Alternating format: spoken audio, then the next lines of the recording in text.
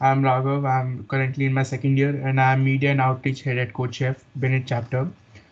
So let's start with this question. What is competitive coding? Like, is it something which is different from the coding which you are doing right now? Or is it something totally different? It's not actually. As you can see this code, this is a very beautiful code said by Steve Jobs. It teaches you how to think, and indeed, like if you would have been doing any type of coding since your past, like have you done any coding in the past, you can really understand the deep meaning of these lines. And also, it may happen sometimes that you might have experienced that after shutting down your computer, you are daunting over a problem. Let's say if I'm stuck at how can I change my string in a particular question. So I also like I think about it even after closing my device. So this is something which is not, it's like a sport, okay, but not a physical sport. It's a mental sport.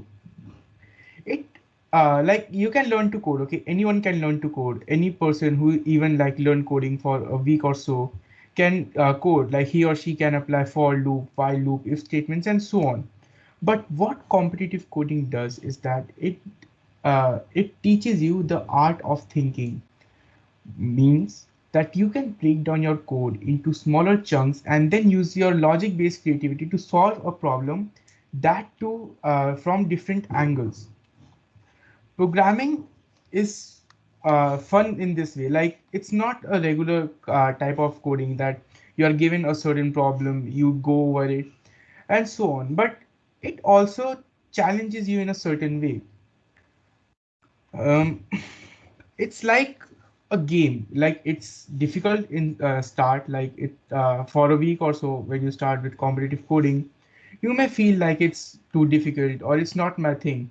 But as you progress further, you actually start having fun and you get your will yourself to, okay, now I have to do this thing. It gives me that kick. So this one is a question which a lot of people ask, that how to start. Even I had this question. So the first step to start with the competitive coding is that choose a programming language. It could be any programming language, C, C++, Java, Python, C Sharp, JavaScript, or any other language you may think. But here is a stereotype going on that competitive coding can be done in C++ only. The reason is that C++ is faster than other languages. C and C++ are faster than Python, but the implementation is Python is easier. So don't restrict yourself on only one language. You can do competitive coding in any language you want. Understand, there's some trivial concepts in competitive coding such as space complexity, time complexity. All these things are nothing but just helps you to optimize your code and your algorithm to make it efficient for data. Like it's not like in real life, you don't work with an array of 10 or 20 size, okay? You work with data structures which are really huge, 100,000 or 200,000 data bits are there, okay? So it becomes really important at that point to understand what time and space complexities are. We'll discuss about this later in the session itself. Okay, one more thing you have to learn, it's data structures and algorithm. Nothing too complex about this. Data structures are nothing but like your array, lists, tree, graphs, and so on. And algorithms, you have to like you did no don't you have to learn a lot, but you should have a basic understanding that what is brute force method and all those things. And then you can start. And even without learning all these things, you can start right now. And as you progress, you learn these things and start implementing these things to your code. Okay, over to Aniket. Thank you, Raghav. And as Raghav told what competitive coding is, and I think I like this definition much better. We spend 2 hours to do a job which would generally take 20 minutes. But we spend that 2 hours to optimize the code to get our results in the minimum possible time and have something that is the quickest possible way to solve a problem. Like let's say if I want to mow the lawn, and what I can do is I can just start going in random directions and then cutting the grass. But there is a way to optimize that so that we use minimum fuel, minimum time, and all those things. And one of the major reasons why we prefer to do this is because computation does cost. Computation does infer cost. Like whenever you are doing something, uh, it's all about speed. Like let's say if you're working in a supply chain company, a big supply chain company, and they want to optimize their process, they want their process to happen faster. And another thing that the reason we do competitive coding is the sheer interest it is. Like if you are doing coding and not development, like the number of problems which competitive coding can introduce you to, the how you think and how to solve these challenges, it's a very unique aspect of why we do competitive coding. Can we have the next slide, please, Raghav? And now let's see why we have these two different kinds of coding practices. Let's call them coding practices. So if I were to discuss, like, let's say you wanted to get a job in uh, any of the MNCs, there are broadly two or three ways in which you can go. One would be hackathons, another would be competitive codings, and a third would be open source contributions. So we won't be talking about open source contributions today here. So let's talk about hackathons and competitive coding. So hackathons are basically somewhere where people gather and you build a product, and then you present that product and sell that product. Well, not exactly sell, but make it sell. While competitive coding is all about optimal code and having see, so the structure is pretty similar. Like you get a problem statement, you write some code, and then you get a result.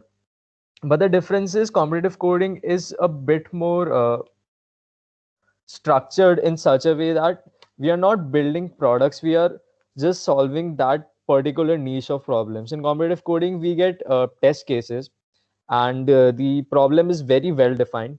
We pass those test cases through our code, and as soon as they pass, we know that whether we have succeeded or failed. And both ways are very good ways, good opportunities to get a job. But like if you ever see uh, at Google, so Google generally prefers that you open a Word document and then they ask you to write down the competitive code. But they also hire through hackathons, and this is very well visible in Google's own code base. Like I'm pretty sure everyone knows what Google Chrome is. Everyone is using Google Chrome, and Google Chrome has one of the worst code bases I've ever seen. It's such a mess of things, but still everyone is using it because there are two factors of it. They have two teams. One, I would say, came from the group of the hackathons, people who did a lot of hackathons, and the another part of came from the competitive coding section. So they have one part of the code that's very optimized, which gives them way too much leverage, while the every web aspect of API, which was inherited from Mozilla's WebKit, and that's a mess. If you see the RAM usage, that so these both are very good ways to get jobs in multinational companies. And the reason we prefer going through competitive coding is because it's more fun generally. Like uh, hackathons, a lot of hackathons consist of just going on GitHub, copying, pasting code, and just making them run. They don't make you think, they don't uh, make you realize what coding is or even appreciate how things work. And think that would be the end of that. I think Abhinav can take over from here. Yep. So, like, I agree with Aniket's point of view, hackathons, like, they encourage you to do something very fast and very quick and build a all-rounder product. But usually you'll see yourself when you go in hackathons, you'll see that people just copy paste code and they run it and then they show it, just like prettify it and make a nice PPT slide and then say, well, this is what we made and all, and then they present it. Whereas when you go to competitive coding, you'll see that not only that you have to do everything yourself, because it's a very singular task. In hackathons, you go in a group usually, and in competitive coding, you will be challenged to do it alone most of the times. And so it encourages you to do things on your own. It encourages you to think on your own. And it is like an environment where you'll actually feel that you have developed something and you have, got you have developed skills that will be helpful later. Like if you work on competitive coding in your early years, right, in of BTech, right, in the first and second year, trust me, you'll have a much better time in the final 2 years, the third and fourth year, where you might not get as much time as you did before. So let's start the interactive session. You can also uh, put questions on the message board, and we'll read that. We'll go through that also. Ishan will be guiding us through the competitive session, interactive session. So Ishan. Okay, so hello everyone. My name is Ishan Gupta. I'm currently in third year BTech. So first of all, let me tell you what all I have achieved in competitive programming, and then I'll go from there. So I am four-star coder in CodeChef, and I have been selected for ACM ICPC regionals from our college. It's a national level coding competition, and me, Aniket, and Anshul were only three people who were selected for it. So it was a very major achievement for me.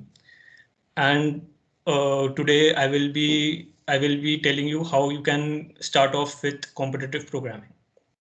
All right. So just a second.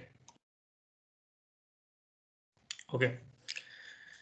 So first of all, you need to know what is time complexity. That is the main, and like that is the main thing in competitive programming, that you like space matters less than time in competitive field. But like space matters, that is in like 1 or 2% of the problems, but time is 98% favorite than the space. Okay, so let me show you sample questions, and like let's go through it. So can I present my screen? Okay. Yeah, sure. So I hope my screen is visible. Yeah, it's working. Okay. So let me just start from here. Let's see first time complexity, and then we will go through some questions. Okay. So time. Okay, you may have, if you have ever done competitive programming, you may have seen a section that is constraints. Okay, something like test cases, which will be 1 till 1 is less than t, and which is less than equal to some 10 raised to the power something 3, or like this is some number. All right, and there is n, which will generally be size of array or any integer, something like that. Okay, so mean. Okay, what does this mean? What does this indicate? This gives us information about what will be our time complexity in the answer. Okay, so for example, there's a question that you have an array. Okay, you have an array of elements a1 till an. Okay, now you have to find maximum some subarray, which means you have to find a segment in this array which has the maximum sum. Now there are various ways of doing this question, and but the difference in the ways is the time, and that time is determined by the constraints which are given here. All right, so here one method is to One method is to get all the subarrays, which will generally take n square, because there are n square subarrays. I hope everyone know what is a subarray. So if you don't, please write it in a chat. I will explain what is subarray, but I'm guessing you all know what is subarray. Okay, so there are n square subarrays. So you will need n square time, like you will need n square to generate all subarrays and check the sum of them. So one solution will be brute force. This method is known as brute force. You are not using any smart technique. You are just implementing what the problem statement is saying. You are not using any trick to, like optimize. Okay, so this is one approach. Another approach is cadence algorithm. Okay, cadence algorithm, it takes O of n. Like you are getting same answer, but in the less time, which is O of n. Now, which approach should you use? This is determined by constraints. If you are given length of n, which is less than 100, then this method works fine. But if your n is less than equal to 10 raised to the power 5, then n square will fail, because these n square does not work in 10 raised to the power 5. It does not work in more than 10 raised to the power 4 rather. Okay, so let's see one more thing. One second.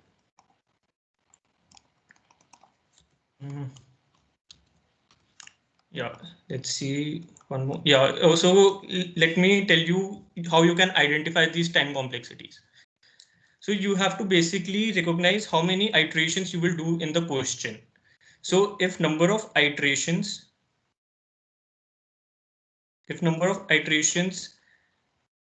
is less than equal to 20, okay, then the expected time complexity will be 2 raised to the power n. Okay, you can solve a question in this time. So if it is less than 10 raised to the power 3, then you can do it in n square. And if it is less than equal to 10 raised to the power 6, then you have to do it in n. And if you, let's suppose if it is, for some reason, let's say it is 10 raised to the power 9, then you have to do it in log n. Okay, so these are the basic time, these are the most commonly used time complexity you will use. So see here, this is not n, these are the number of iterations. Now I will show you some questions. You have to tell me what will be the expected time complexity of that questions. All right. So let's see some. Okay, so this is the question from recently conducted January cook-off. So these are the constraints which I'm talking about. So what do you think will be the time complexity of this?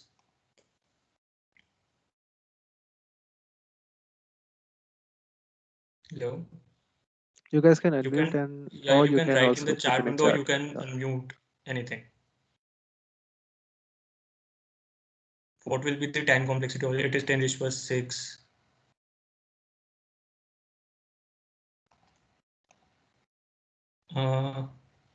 Is anyone there? I like to ask how to calculate it. Okay, I just told you that these are, you have to check number of iterations in the question. Like, okay, let me just answer this and you will get to know. So here T is number of test cases. What is a test case? Okay, so when we read, let's read the problem statement and then understand it. You are given a tuple ABC, like a tuple ABCD is considered good if three prime numbers A, B, and C are such that A plus B is equal to C, and C is also prime number. Sorry, A and B is prime number and C is also a prime number. So let me just explain what is the question. One second. So you are given A and B and C. These both are prime, and this A plus B, and this should C also has to be prime. Okay, so now you are given n. Okay, input is n. Now you have to check from 1 to n how many triplets are there such that A plus B is equals to C. For example, let's say, for example, n is equals to 5. So our numbers will be 1, 2, 3, 4, and 5. Now, how many triplets are there such that it satisfies these conditions? A is prime, B is prime, and C is prime. It has to satisfy this condition. How many triplets are there? 2. 2. Can you name them? 1 plus 2 equals to 3. 2 plus But 3 one is equals to not 5. prime. One is not prime. Okay. So 1 only. 2 plus 3 One equals to 5. is 2, 3, and 5. Yes. Okay, so there is only one triplet. So this is the question. Okay, so now how will you solve it? So as we have seen the constraints is I guess t was 1 till less than equal to 10 raised to the power 5, and your n is till 10 raised to the power 6. So you understand what is n? You are given from 1 to n. You have to check how many triplets are there, and these are number of test cases. Like how many times we will have to, how many test cases we will be given of n. Okay, like if t is 1, we will only give one n, and that's it. So our input file, what will be our input file? The first line will be the t, the number of test cases, and then the t lines will follow, like 1. In this case, t is 3, so there will be 3 inputs. Okay, and for each input there has to be one output. For example, if first input is 5, the answer will be 2, and so on. If this is 3, then answer is 0. If this is 4, then answer is 0. So our input will be this, and our output will be this. Does that make sense? Yeah. You can ask if anything is unclear to you. ये समझ नहीं आया. ये समझ नहीं आया? नहीं. अच्छा, टेस्ट केसेस समझ आए? टेस्ट केसेस क्या होते हैं? टेस्ट केसेस पता है. समझ आ गया? नहीं आया टेस्ट केसेस? हाँ, टेस्ट केसेस आ गया. और ये एन ईच टेस्ट केस में अगर तीन है तो तीन इनपुट्स आएंगे, 5, 3 एंड 4. ये समझ आया? यस. तो अगर बेसिकली क्या है इसका, मैं वो रन करके दिखा देता हूँ. ओके,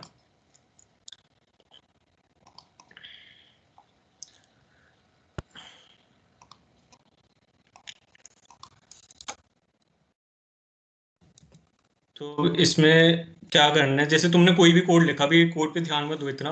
अब तुमने कोई भी कोड लिखा, उसका रिजल्ट क्या होना चाहिए? अब तुम चेक कर रहे हो अपना कोड, तो फर्स्ट लाइन होनी चाहिए number of input, sorry number of test cases. अब 3 लाइन फॉलो करेंगे उसको, 5, 2 एंड 6. अब ये जो है 1, ये इसका आंसर है. ये 0 जो है ये इसका आंसर है, और ये 1 जो है ये 6 का आंसर है. तो 101 हमारा इनपुट हो गया, और जो जहाँ पे हम सबमिट करेंगे ना, वो इनपुट ये देगा, और जो मतलब हमारा आंसर ये होना चाहिए, वो रीड ये करेगा. तो अगर जो हमारा आउटपुट आ रहा है वो उसके आउटपुट से मैच करेगा तो ही हमें करेक्ट वर्डिक्ट मिलेगा, नहीं तो नहीं मिलेगा. समझ आया? अब क्लियर हुआ? कुछ नहीं आया तो बताओ, मैं फिर से एक्सप्लेन कर देता हूँ. 6 में 3 and 3 होंगे ना? क्या चीज? सॉरी, 6 में 6 3 में plus 3 होगा. अरे डिस्टिंक्ट होने चाहिए, ये देख, मतलब आई जे के अलग अलग होने चाहिए. तो फिर 6 में कौन सा पेयर बनेगा? और बट 6 तेरा प्राइम भी तो नहीं है ना. ओके, तो उसमें ए 1 बी 1 सी शो तीनों प्राइम होना चाहिए. समझ आया? हाँ जी. तो ए भी प्राइम होना चाहिए, बी भी प्राइम होना चाहिए, सी भी प्राइम होना चाहिए, एंड देन ए प्राइम के A2 हो गया, एंड B3 हो गया, तो C5 हो गया. तो ये तीनों प्राइम है, तो ये वैलिड ट्रिपलेट हो गया. समझ आया ये? यस. ठीक है. तो ये था क्वेश्चन. अब इसमें क्या है कि अब हमें ये दिया हुआ है. अब हम जैसे इसमें अभी जैसे मैंने बोला कि O ऑफ n में हम कर सकते हैं, बट इसमें ये चीज है कि इसमें t tends to the power 5 है. अगर हम हर test case O of n में करेंगे तो नंबर ऑफ आइटरेशंस कितनी हो जाएंगे? वर्स्ट केस में नंबर ऑफ आइटरेशन, अगर हम हर test case O of n में करेंगे तो नंबर ऑफ आइटरेशंस कितने होंगे? ध्यान से सुनो क्वेश्चन। 11 10 to the कितना? power 11 हाँ, तो 10⁻11 को तो हम इतने आइटरेशंस तो अलाउ नहीं कर सकते ना। 10⁻11 आइटरेशंस तो हमारा TL ही दे देगा। ठीक है, सेंस बन रहा है इस बात का? मतलब हमें ना हाँ। बेसिकली हमें फोकस करना है कि जो हमारे नंबर ऑफ आइटरेशंस है ना टोटल, कुल जो भी कुछ भी कंस्ट्रेंट्स दिया, हमें कुछ भी कंस्ट्रेंट्स दिए, जो कुछ भी है ये, ठीक है, तो हमारा जो कोड होना चाहिए ना, उसके number of iteration has to be less than equal to 10⁻7। इससे ज्यादा अगर कुछ, इससे ज्यादा अगर हुआ ना तो फिर वो TL ही दे देगा। एंड ये केस मैं C++ के लिए कह रहा हूँ, अगर तुम पाइथन यूज करोगे तो 10⁻7 में भी वो TL ही दे देता है। तो पाइथन इसलिए मैंने स्टार्टिंग में पाइथन से स्टार्ट किया था टू बी ऑनेस्ट, बट उसमें मुझे काफी बीच बीच में प्रॉब्लम आती है, उसमें रिकर्शन प्रॉब्लम कुछ होती है क्योंकि उसका स्टैक साइज कम, मतलब काफी उसमें प्रॉब्लम होती है। तो it will be better if you start with C++, C, Java, that kind of languages. तो पाइथन पाइथन इसमें भी 10⁻7 में भी TL दे देगा, बट C++ 10⁻7 में चल जाता है। ठीक है, तो अब ये जो नंबर ऑफ आइटरेशन है ना, ये इसमें भी डिपेंड करता है कि तुम्हारी टाइम लिमिट कितनी दी है। ठीक है, टाइम लिमिट अब C++ का क्या है, वो 1 सेकेंड में 10⁻7 तो कर देता है कंप्लीट। ठीक है, बट अब अगर हम हर क्वेश्चन देखेंगे ना तो उसका टाइम लिमिट भी गिवन होगा। देखो जैसे इसमें गिवन है टाइम लिमिट 1 सेकेंड्स। ठीक है, तो मतलब ये ज्यादा ज्यादा ज्यादा टाइम इंपॉर्टेंट होता नहीं है, बट स्टिल तुम्हें पता होना चाहिए कि अगर मान लो ये 0.5 दिया होता तो फिर हमें कुछ और ऑप्टिमाइजेशन करनी पड़ती है, हमें थोड़ी सी और तोड़ना पड़ता है उस क्वेश्चन को। तो बेसिकली अब इसमें क्या है कि अब इसको हम कैसे सॉल्व करेंगे। अच्छा चलो, इससे पहले ना मैं तुम्हें एक और क्वेश्चन देता हूँ, थोड़ा आसान है, इससे पहले ये देख लेते हैं। सेम कंस्ट्रेंट्स है हमारे पास, सेम कंस्ट्रेंट्स है, T is 10⁻5 and N is 10⁻6। Same constraints है, बट अब इसमें तुम्हें क्या कैलकुलेट करना है, इसमें तुम्हें n गिवन होगा एंड तुम्हें आउटपुट क्या करना है, तुम्हें आउटपुट करना है n factorial mod mod some number m which is where m is equals to 10⁻9 + 7। तो तुम्हें ये आउटपुट करना है, तो तुम कैसे करोगे इसके बारे में थोड़ा सोचो। अब अगर एक ब्रूट फोर्स अप्रोच क्या होगी कि हमें n दिया, हमने उसका फैक्टोरियल निकाल के बैठ गए, हमने एक लूप चलाया n से लेके 1 तक एंड एक मल्टीप्लिकेशन को स्टोर किया और यहाँ से हम मल्टीप्लाई करते हुए चले गए 1 तक, मल्टीप्लाई कर दिया एंड देन प्रिंट कर दिया, प्रिंट मल्टीप्लिकेशन। ठीक है, बट इसमें भी सेम प्रॉब्लम होगी कि हम हर टेस्ट केस के लिए n कॉम्प्लेक्सिटी का यूज कर रहे हैं, तो वो टाइम लिमिट एक्सीडेड दे देगा। तो इसमें हम क्या स्मार्ट चीज कर सकते हैं जिससे हमें ये सब मतलब टाइम लिमिट एक्सीडेड ना आए। सोचो कुछ, क्या क्या हो सकता है इसमें। और ये मतलब ये मतलब जो भी मैंने कुक ऑफ का क्वेश्चन दिखाया ना, वो थोड़ा सा इसी कॉन्सेप्ट पे बेस्ड है। अच्छा चलो कोई बात नहीं। अब जैसे अब इसमें वो हमें, हमें सारे हाँ बोलो बोलो हमें बोलो। हर बार सारे फैक्टोरियल निकालने की जरूरत नहीं पड़ेगी, क्योंकि n फैक्टोरियल हो जाएगा n-1 फैक्टोरियल। तो हम अगर हम रिवर्स वाला स्टोर कर सकें तो हम नेक्स्ट वाला अपने आप निकालेंगे। तो हम पहले ही सारे स्टोर करके रख सकते हैं और फिर हम्म, हमें हर बार n नहीं निकालनी पड़ेगी, सिर्फ हमें एक बार हम्म, n करना पड़ेगा 10⁻6 तक। गुड। तो हाँ बिल्कुल सही बोला इसने। हमें क्या करना है इसमें, हम ना एक एरे बना लेंगे जो टेस्ट केस का इनपुट लेने से पहले ही ना, हमें टेस्ट केस का इनपुट लेने से पहले हम एक एरे बनाएंगे जिसमें हम जिसका साइज होगा 10⁻6। ठीक है, इतने साइज का एरे बना लेंगे और हम स्टोर करके रख लेंगे सारे 1 से लेके 10⁻6 तक, मतलब दिस फैक्टोरियल मॉड m हम स्टोर करके रख लेंगे। ठीक है, फिर हम टेस्ट केस का इनपुट लेंगे, टेस्ट केस का इनपुट लिया फिर हमने, एंड देन हम n का इनपुट लेंगे एंड जो भी n का इनपुट होगा ना, हम सीधा हमें क्या प्रिंट करना है, प्रिंट ARR ऑफ n। बस। तो हर टेस्ट केस जो है वो कांस्टेंट टाइम में हो रहा है। तो जो प्री प्रोसेसिंग का टाइम है वो हमें n लगा, एंड जो टेस्ट केस का टाइम है वो 1 लगा। तो इसकी टोटल कॉम्प्लेक्सिटी क्या होगी? O of n, total complexity. अगर हम हर टेस्ट केस को n में करते तो उसकी कॉम्प्लेक्सिटी क्या होती? t into n। बट हमें तब बट ये फेल कर जाता, तो हमें ये बेटर लगेगा, O ऑफ n लगेगा इसमें। समझ आया? जवाब देते रहो यार, देखो ऐसे मत करो। एक बार और।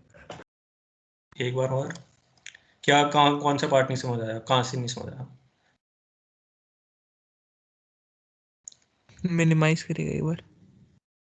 हम्म ऊपर ऊपर हम्म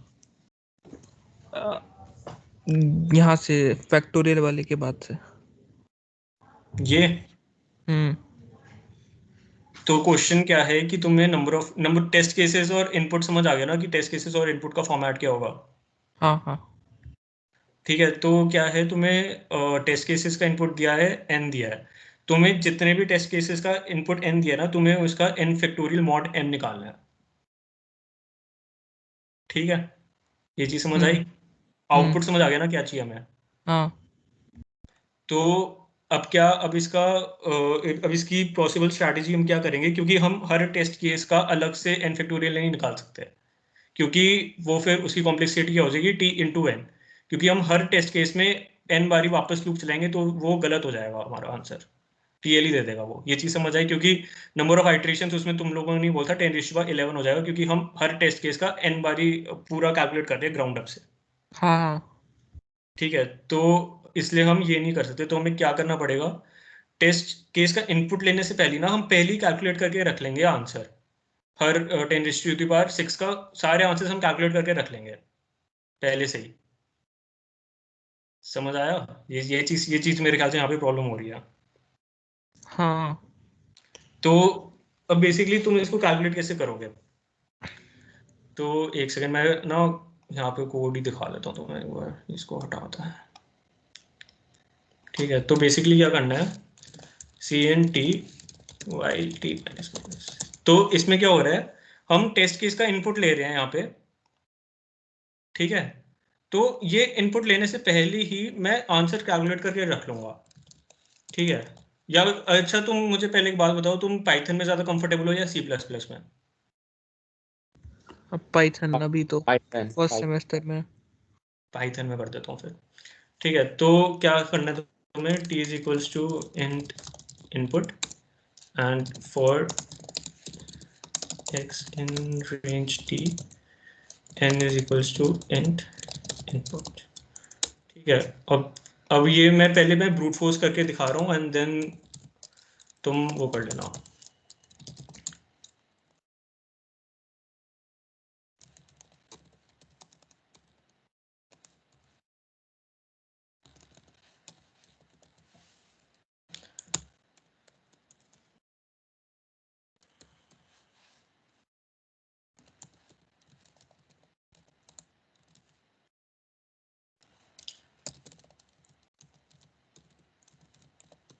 ये कोड समझ आया? आसान है कोड तो। ये कुछ अगर इसमें प्रॉब्लम है तो बताओ। हाँ ये तो समझ में आ रहा है। कि n फैक्टोरियल कैलकुलेट कर लिया ये फंक्शन, या n फैक्टोरियल कैलकुलेट कर रहा है। ठीक है, हम्म और हम क्या कर रहे हैं, हर टेस्ट केस के लिए हम f ऑफ n कॉल कर रहे हैं, तो इसकी टाइम कॉम्प्लेक्सिटी क्या होगी? O of n into T. ठीक बात है? हाँ बट अब अगर हम ये करेंगे तो हमारी नंबर ऑफ आइट्रेशंस कितना होगा? 10⁻11। ठीक है, हम्म विच इज रॉन्ग। ठीक है, तो हमें कुछ करना पड़ेगा इससे। टी से पहले हम क्या करेंगे? एक एरे बनाया, मतलब एक लिस्ट बनाई। इसको हम पहले, चलो इसे बनाते हैं कर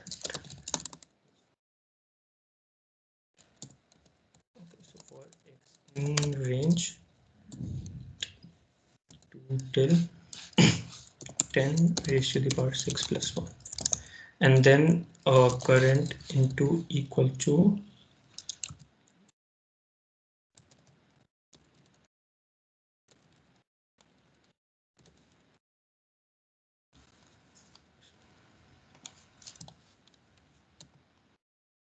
so we have to just print ये चीज समझ आई हम लोग का करंट वेरिएबल क्यों बना रहे हैं और अरे में क्यों नहीं डायरेक्ट अपेंड कर रहे हैं? करंट वेरिएबल ये बेसिकली हाँ करंट समझ वेरिएबल समझ हमारा गया। करंट हाँ हाँ समझ आया तो इसकी कॉम्प्लेक्सिटी क्या होगी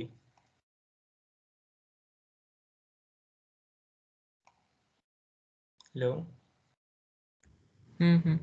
इसकी कॉम्प्लेक्सिटी समझ आया तो इसकी कॉम्प्लेक्सिटी बताओ मुझे हर टेस्ट केस के लिए O1 रन करेगी, पर हम टोटल देखेंगे तो सिर्फ total number of test case plus O6, तो 10 की पावर 6 प्लस 10 हाँ की तो पावर 5। हर तन्मय एक बात सुनो हम्म यहाँ पे ना तुमने क्या करा है कि जो तुम्हारा एरे है ना इसको हम क्या बोलते हैं प्री प्रोसेसिंग ठीक है इसको हम क्या बोलते हैं प्री प्रोसेसिंग हमने पहले ही सारे आंसर कैलकुलेट करके रख लिया अब जो हमारा एरे होगा ना उसमें हमारे उसका जो साइज एक सेकेंड में इसको कर देता हूँ जो हमारा एरे होगा उसका जो साइज होगा 10⁻⁶ होगा ठीक है अब इसमें सारे आंसर्स हैं अगर तो अगर जो हमारा इनपुट n है ना जैसे तुम देखो जो हमारा n है वो 10⁻⁶ तक है अब इसके हमने सारे आंसर कैलकुलेट करके रख लिए साइड में पहले ही हमने t इनपुट लेने से पहले ही कैलकुलेट करके रख दिया तो जब भी t कोई भी n इनपुट देगा ना हम सीधा प्रिंट कर देंगे एरे से तो जो ये एक्सेसिंग टाइम है ना ये कांस्टेंट टाइम है तो इसका आंसर सीधा हमारा O ऑफ n हो जाएगा ये प्री प्रोसेसिंग टाइम इसका जो ये जो है इसमें O ऑफ 1 हो रहा है बट ये pre processing O of n ले रहा है तो इसका total answer O of n हो जाएगा तो हम हमारे नंबर ऑफ आइटरेशंस जो होंगे वो 10⁻⁶ होंगे विच इज राइट ये अचीवेबल है क्योंकि समझ आया तन्मय हाँ समझ में आ गया ठीक है तो अब ये है अब जो कुक ऑफ का क्वेश्चन देखते हैं एक बार जो इनिशियली जो हमारा क्वेश्चन था अब इसमें हमें क्या करना है कि एक टपल दिया है तो क्वेश्चन तो मैंने पढ़ दिया prime number a b and c है and a plus B should be equal to c ठीक है तो इसमें हमें सिमिलर कंस्ट्रेंट्स दिए हैं तो ये देख के हमें लग रहा है कि भाई हम हर टेस्ट केस के लिए तो नहीं कर सकते क्योंकि बहुत ज़्यादा आइट्रेशन हो जाएंगी वो तो हमें प्री प्रोसेसिंग करनी पड़ेगी कुछ हम हर n के लिए आंसर कैलकुलेट कर लेंगे एंड देन सीधा आंसर हम आउटपुट कर देंगे अगर मैं तुम्हें ऊपर ऊपर से भी कोड दिखाऊं ना तो भी तुम समझ जाओगे कि सेम चीज़ ही करी है मैंने ये देखो बस ये चीज़ देखो while t minus minus input x C out answer of x बस ये रन हो रहा है मेरा ये ऑफ 1 में रन हो रहा है बाकी जितनी भी चीज़ें ना ये सारी प्री प्रोसेसिंग है ये कॉन्सेप्ट मैं बताना चाह रहा हूँ बस समझ आया हाँ तो अच्छा ठीक है अब ये हो गया अच्छा अब इसका लॉजिक भी काफ़ी सिंपल है इसका लॉजिक भी सुन लो एक बार बहुत सिंपल लॉजिक है इसमें तुम्हें क्या करना है अच्छा मैं सीव्स नहीं बता रहा तुम्हें बस मैं तुम्हें एक चीज़ बता रहा हूँ कि तुमने जो n है ना मतलब अगर दो जो प्राइम नंबर्स है सिर्फ एक ही प्राइम नंबर है जो इवन है ना 2 ठीक है एंड बाकी 3 5 एक सेकेंड 3 5 7 11 13 एंड सो ऑन ये सारे ऑड है तो अगर मैं 2 के अलावा कोई भी a और b चूज करता हूँ 5 3 5 7 कुछ भी तो वो दो ऑड नंबर्स होंगे और दो ऑड नंबर्स का सम क्या होगा इवन जो कि 2 से बड़ा होगा एंड वो कभी भी इवन नहीं होगा मतलब अगर मान लो कि a और b में कुछ चूज कर रहा हूँ which is not equal to 2 then a plus b is always not prime is always even actually if it is always not prime it is always even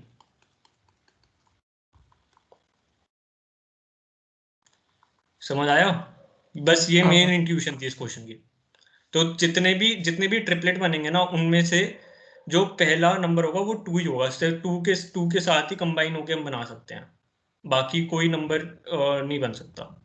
तो सिर्फ हम प्री कैलकुलेट कर लेंगे कि 2 के साथ कितने पेयर्स बन रहे हैं, एंड देन उस हिसाब से आंसर निकाल देंगे। ये मोटा, मतलब तुम अब इसका एडिटोरियल वगैरह खुद पढ़ लेना, बट ये मेन लॉजिक था इस क्वेश्चन का। ठीक है, तो प्री प्रोसेसिंग ऐसे काम करती है। ओके, नेक्स्ट चीज। अच्छा ठीक है, अब मैं थोड़ा स्पेस के बारे में बता देता हूँ, स्पेस कॉम्प्लेक्सिटी कैसे काम होता है। अब मान लो कि तुम्हें एक एरे दिया है, ठीक है, मतलब A1 A2 AN, ठीक है। अब तुम्हें इसमें क्या करना है, तुम्हें सॉर्टेड एरे रिटर्न करना है, मतलब सॉर्टेड एरे प्रिंट करना है, प्रिंट सॉर्टेड एरे, ठीक है। ये चीज करनी है तुम्हें। तो इसकी टाइम कॉम्प्लेक्सिटी क्या होगी, मतलब अच्छा चलो मैं तुम्हें कंस्ट्रेंट्स दे देता हूँ। So let's say n is less than equal to 10 raised to the power 7 and ai is less than equal to 10 raised to the power 6। तो इसको करने के लिए हम क्या कर सकते हैं, सोचो इस बारे में थोड़ा।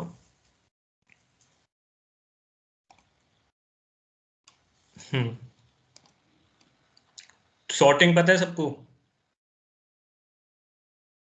सॉर्टेड एरे पता है ना क्या होता है? असेंडिंग ऑर्डर ना। हाँ ऐसे हाँ वही असेंडिंग ऑर्डर में करना है। तो अब तुम्हें ये चीज करनी है, कैसे करोगे? तुम्हें इनपुट दिया है, कुछ टेस्ट केसेस नहीं है, एक ही टेस्ट केस है, सिर्फ तुम्हें एक एरे दिया है, तुम्हें उसका सॉर्टेड एरे प्रिंट करना है। तो उसकी टाइम कॉम्प्लेक्सिटी क्या रखोगे तुम, given the constraints?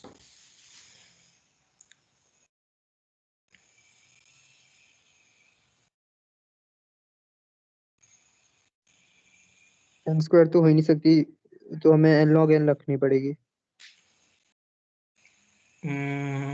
Okay, N log N अगर तुम रखोगे इसमें, तो नंबर ऑफ आइटरेशंस कितने होंगे? अराउंड 10 की power 7 into okay let's see, log एक करके करना पड़ेगा। log 2 of 10 raised to the power 7, so 23 into 10, तो मतलब 2 into 10 raised to the power 8 हो जाएगा, समझ रहे हो? 2 into 10 raised to the, क्योंकि ये लॉग अगर n log n करेंगे तो फिर 2 into 10 raised to the power 8 हो जाएगा, तो फिर n log n में तो नहीं हो सकता। अच्छा, कभी भी तुम ऐसे कहीं फंस जाओ ना, तो एक चीज देखो, यहाँ पे तुम्हें ए आई में रिलैक्सेशन मिला हुआ है। ए आई क्या है, एक सेकेंड, एलिमेंट ए आई क्या है, इनकी वैल्यूज है कि ये वैल्यूज कितनी बड़ी हो सकती हैं। तो तुम एक्चुअली में क्या कर सकते हो कि तुम ना इसको O ऑफ n में सॉल्व करने की कोशिश करो। O ऑफ n में कैसे करोगे सॉर्टिंग, ये एक सोचो। 10 की पावर 6 की एरे बना लेंगे और फ्रीक्वेंसी मैट्रिक्स की तरह स्टोर कर लेंगे। Very good. तो मतलब काउंटिंग सॉर्ट आता है सबको, मैं अज्यूम कर रहा हूँ फिर।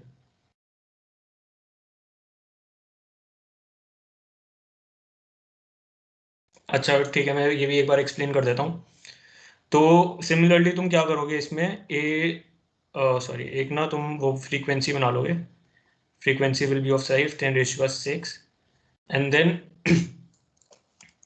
देन इसमें आइट्रेट करोगे, ए ऑफ आई में आइट्रेट करोगे, जो जो एलिमेंट आता रहेगा ना बीच में, तो बेसिकली जो जो एलिमेंट बीच बीच में आ रहा है, तुम उसको क्या करोगे, frequency of A of I plus plus, फिर उसके बाद तुम फ्रीक्वेंसी एरे में आइट्रेट करोगे, एंड देन उतने नंबर ऑफ टाइम्स वो एलिमेंट प्रिंट कर दोगे। फॉर एग्जांपल अगर हमारा फ्रीक्वेंसी एरे बनता है 1 3 5 6, ये बनता है, एंड दिस इज 1 2 3, मैं 1 बेस्ड इंडेक्सिंग कर रहा हूँ बट 0 बेस्ड होगी, तो यहाँ पे 1 बेस्ड लेके चलते हैं।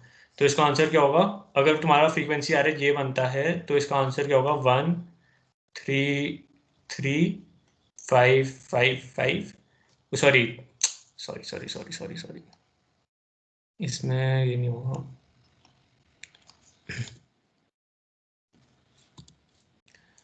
1 2 1 2 2 2 then 3 3 3 3 3 एंड देन 4 जो है वो 6 टाइम्स होगा। तो ये तुम देख सकते हो ये सॉर्टेड है पूरा, एंड ये हमारा O ऑफ n में हो जाएगा पूरा काम। तो बेसिकली इसकी वजह से हम इसको O ऑफ n में सॉल्व कर पा रहे हैं। समझ आया ये चीज?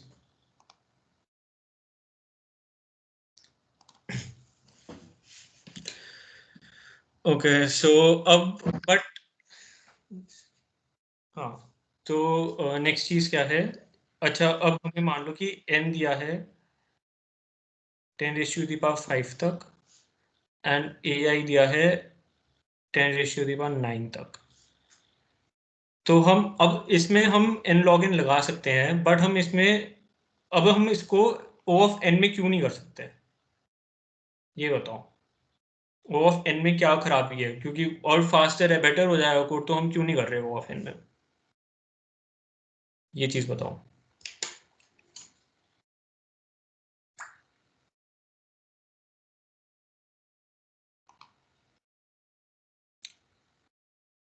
हेलो, क्योंकि फिर हमें मैक्स एलिमेंट की फ्रीक्वेंसी स्टोर करनी पड़ेगी, तो हमारे जो एरे का साइज होगा वो 10⁹ होगा, जो कि काफी बड़ा है। और हमें उसको मतलब पूरे में ट्रेड करना होगा, तो वो हमारे लिए मेमोरी वाइज भी बहुत बड़ा हो जाएगा और टाइम कॉम्प्लेक्सिटी वाइज भी। शायद मेमोरी वाइज इतना नहीं होगा, पर टाइम कॉम्प्लेक्सिटी वाइज तो काफी हो जाएगा। उल्टा बोल रहा है तू।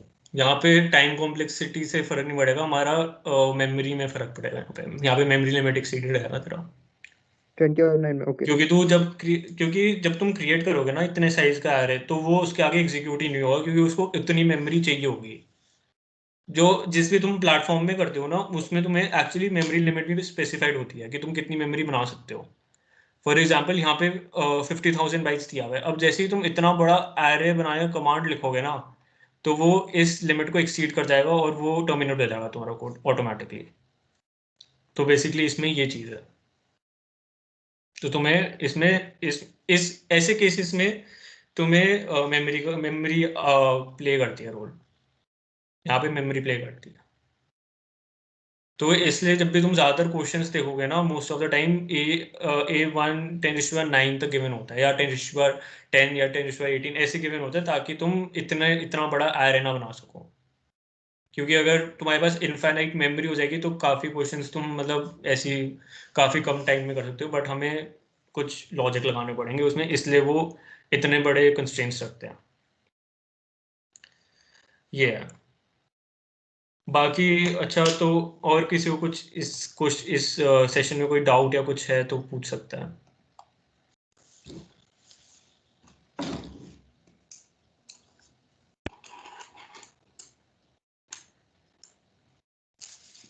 हेलो, भैया एक कोई सिंपल सा क्वेश्चन करके दिखा दीजिए कोड शेफ में। एक्चुअली क्या है ना, ये फर्स्ट टाइम है हमारे लिए code chef, although hacker rank use करते हैं, अच्छा चल, मैं एक बट बहुत सिंपल सा क्वेश्चन करके दिखा देता हूँ। एंड ये कोड शेफ का जो मुझे इंटरफेस है ना, बड़ा अजीब सा लगा, मतलब यूजर फ्रेंडली नहीं लगा। हाँ चल, वो देखा देते हैं। चल अब जैसे लेट्स सी, अब चल थोड़े आसान आसान क्वेश्चन करते हैं ताकि समझ आ जाए सबको। और पाइथन पाइथन में पाइथन में कर दूंगा, कोई बात नहीं। लेट्स जल्दी करते हैं, देखते हैं क्या इसमें। You are given an integer n, write the program to calculate all digits of n. So first line contains an integer t, the total number of test cases. Then follow t lines, each line contains an integer n. तो n का हमें number of वो करने हैं, मतलब sum of हाँ digits digit निकालने हैं। ठीक है। या तो अब इसके दो तरीके हैं। जो अगर ये सेशन नहीं ले रहा होता, तो मैं क्या करता, इसको स्ट्रिंग में कन्वर्ट करके फिर सम कर दिया सबका। ठीक है। अच्छा स्प्लिट और करके, हाँ, वो भी कर सकते हैं, मतलब दो तीन तरीके हैं इसको करने के। और लेट्स एक चल। वाइल तो इंटीजर में लेके आ रहे वो ब्रेकिंग भी तो कर सकते हैं ना, डिजिट हाँ, एक्सट्रैक्ट। वो तुम मॉड मॉड 10 लेके कर सकते हो, वो भी कर सकते हो। समझ गए? मतलब वही मैं कह रहा हूँ, दो तरीके हैं। जैसे अगर एक तरीका हो गया ये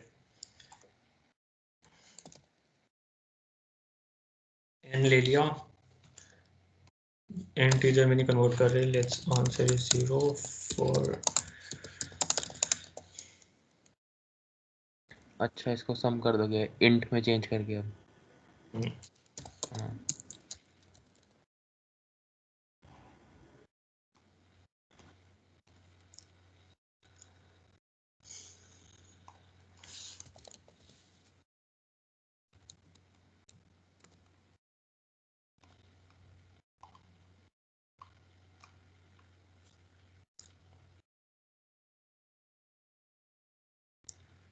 तो मतलब ये है कि सबसे पहली लाइन क्या है, एक इनपुट ले रहा है टी का एंड देन एन इनपुट लिया, तो वही 2 लाइंस की इनपुट लेनी है हमें। ये पहली लाइन ये हो गई एंड दूसरा इनपुट ये हो गया। ओके। ठीक है, बाकी तुम इसको दूसरे तरीके से भी कर सकते हो। दूसरा तरीका क्या है,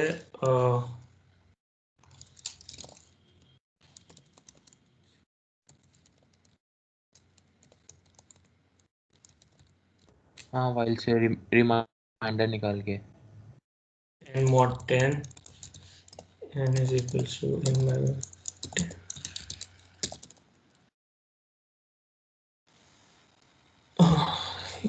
ठीक है, ये आई थिंक यही है, बट लेट्स सी, मैं चेक नहीं कर रहा।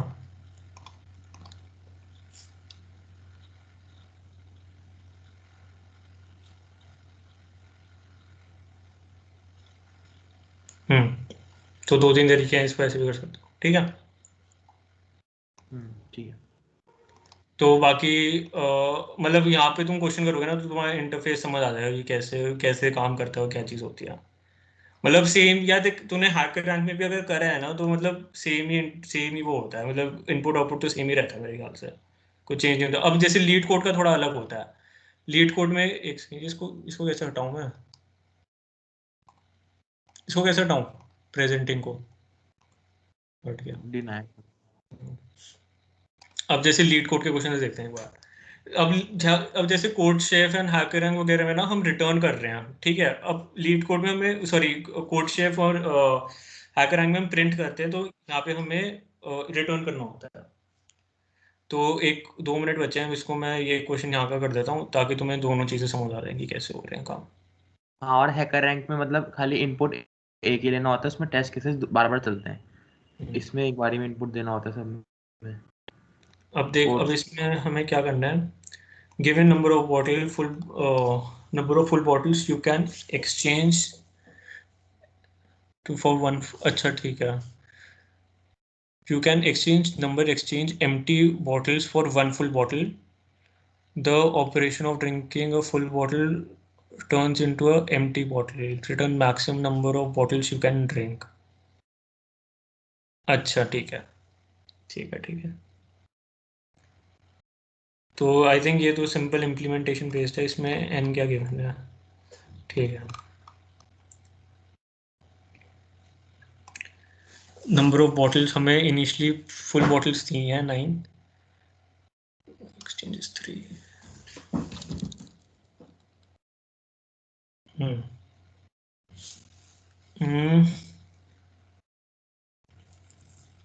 अगर 10 बॉटल्स होती तो फिर अच्छा ठीक है, तो इसमें रिमाइंडर भी आ जाएगा एक हमारे पास। ओके, तो अब इस क्वेश्चन में क्या करना है, तुम्हें इनिशियली इतनी बॉटल्स दी हैं एंड तुम्हें नंबर ऑफ एक्सचेंज दे दिया 3 की, 3 एम्प्टी बॉटल में तुम्हें एक फुल बॉटल मिल जाएगी। तो तुम्हें बताना है कि तुम नंबर ऑफ बॉटल कितनी ड्रिंक कर सकते हो। तो यहाँ पे 9 + 3 + 1, तो आंसर इज 13। तो ये है क्वेश्चन, ठीक है। तो इसमें क्या करना है,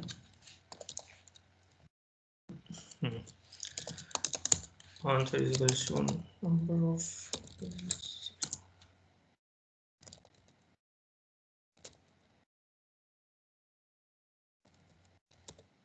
bottles is more than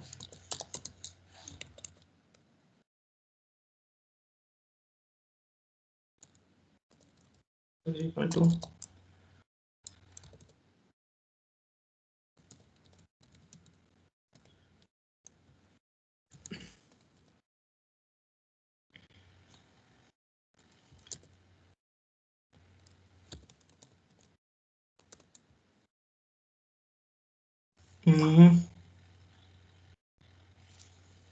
क्या हो गया।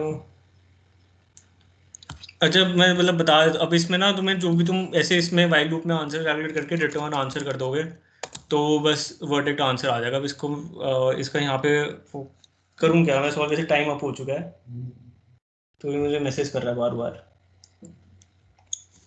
ठीक है, समझ गया, मतलब तुम ये ही है इसमें क्वेश्चन। तो यहाँ पे बस तुम्हें रिटर्न करना होता है, वहाँ पे कोड शेप वगैरह में तुम्हें प्रिंट करना होता है। यही क्वेश्चन, यही चीज और फॉर्मेट है। पूछना था, जैसे हम कौन कौन सी साइट्स यूज करें, बिकॉज सारी तो पॉसिबल है नहीं। जैसे हम हैकर रैंक यूज कर रहे हैं, बाकी कोड्स और अच्छी है, मतलब कितनी यूज करनी चाहिए? अच्छा यार, तुम अगर बिगिन कर रहे हो ना, बिगिनर्स के लिए आई थिंक तुम कहीं से भी शुरू करो, कोई वैसे फर्क पड़ता नहीं है तुम्हें। बस इनिशियली मुझे लग रहा है तुम्हारी मेन प्रॉब्लम ये है कि तुम्हें इम्प्लीमेंटेशन आनी चाहिए, मतलब तुम कभी कोडिंग सीख रहे हो।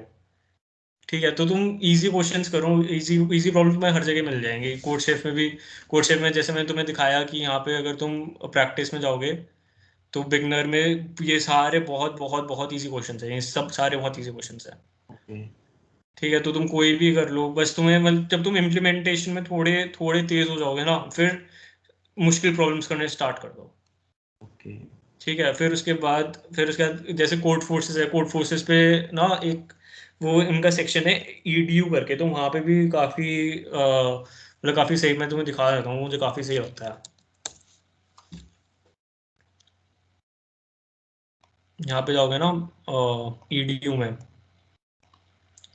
तो ये पायलट कोर्सेज इसके बहुत अच्छे हैं, इसके क्वेश्चंस करने बहुत मस्त है। ठीक है, मतलब ये थोड़े बाद की बात है, बट अभी तो मैं यही सजेस्ट करूँगा कि थोड़े सिंपल क्वेश्चंस करो, इम्प्लीमेंटेशन में थोड़े तेज हो जाओ बस, फिर उसके बाद देख लेना ये। ओके। ठीक है, यस चलो मैम। ठीक है, अब सेशन खत्म कर रहा हूँ मैं। Okay. बाकी Just thank you. 1 second. Hmm. Raghav, can you take over the stream? Switch stream. Yep. So guys, like, thank you for joining. First of all, like, thank you for being a good listener and also like giving us feedback. वैसे तो you can go and sign up on codechef.com. It's not mandatory, but we'll encourage you because CodeChef actually every monthly, even weekly contests hold करता है. So, and it is of different levels. They have 3 divisions of 3 different level of codes. So you can always like, it's a very active platform, and I'll encourage कि तुम वहाँ पे जाके give it a look, give it a try, and go through easy questions, not just on CodeShare but also HackerRank and also like CodeForces and other platforms too.